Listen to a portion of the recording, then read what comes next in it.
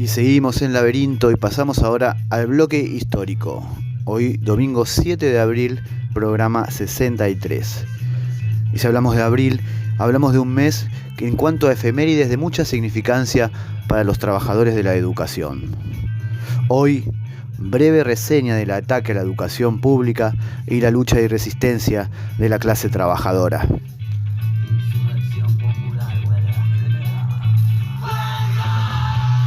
Nos remontamos a los años 90, gobierno de Menem, políticas neoliberales, aplicando la receta del FMI. Privatización, desregulación, descentralización y desmantelamiento de muchos organismos públicos, entre ellos la escuela. Se abandona la escuela pública cuando a la vez se promovería la educación privada. ¿Qué van a hacer con la carpa blanca? Los burócratas de Cetera cuando ya no puedan parar la huelga. El primer gran golpe sobre la educación pública se da en diciembre de 1991, la Ley de Transferencia Educativa, que establece la provincialización de la obligación educativa pública. Ya no es más el Estado Nacional el que financia la educación, sino las provincias. Se aplica en el nivel secundario y superior no universitario. No todas las provincias podían afrontar esa responsabilidad de la misma manera, teniendo en cuenta la desigualdad de recursos económicos. Al no poder afrontarlos, empiezan a saltar a la vista rápidamente problemas de infraestructura, escuela que se caen a pedazos, y el brutal ajuste sobre los salarios de los trabajadores que hasta llevaron a recibir sus pagos salariales con bonos. Pocos años después, 1994, otro golpe certero, la Ley Federal de Educación, que planteaba una nueva estructura de la educación secundaria, extendiendo la obligatoriedad hacia octavo y noveno grado. La escuela comenzó a cumplir no solamente el rol educativo, sino también de contención social. Analfabetismo dentro de la escuela y escuelas que desmejoran las condiciones de trabajo. Hacinamiento, ya que edificios tuvieron que adaptarse a esta nueva estructura en un contexto en donde no lo podían hacer. Falta de aulas, compartir edificio, compartir aulas, hacinamiento. Se sancionó esta ley sin importar la realidad que se vivenciaba en las escuelas. Todo esto iba a terminar explotando y los trabajadores iban a salir a la lucha. En diciembre de 1999 se instala frente a la Plaza de los Dos Congresos, justamente el 2 de abril, la Carpa Blanca, que permaneció 3 años. En un principio se planteaba desde Cetera, que después la fue abandonando la lucha, como unos días de ayuna en reclamo por las condiciones laborales de los trabajadores de la educación. Pero el conflicto se extendió a 1003 días.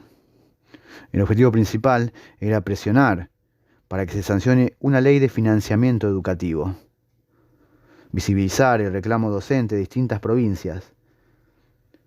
Se llevaron a cabo clases públicas y de forma rotativa los docentes aguantaban y resistían frente al Congreso. Recibió el apoyo de artistas, de otros trabajadores, intelectuales, estudiantes y sus familias. Ya con el gobierno de la Rúa se terminó levantando tras la negociación y la sanción de la Ley de Financiamiento Educativo. El Estado Nacional, con fondos del impuesto al automotor, nunca sobre el gran poder económico, se sostuvo el FONID, Fondo de Incentivo Docente, una suma que se incorporaba al salario de los trabajadores en negro. Solo un parche que no podía solucionar el problema real de falta de inversión en educación. Y obviamente el parche no duró mucho y el problema terminó explotando nuevamente.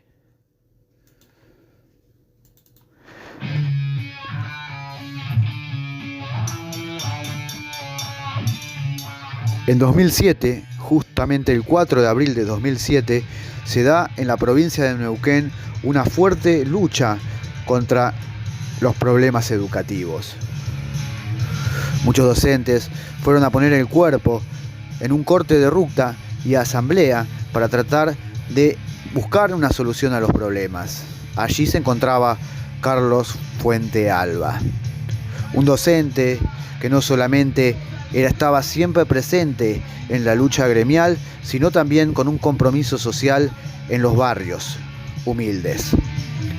Carlos es asesinado por la policía en una represión dirigida a ese corte de ruta.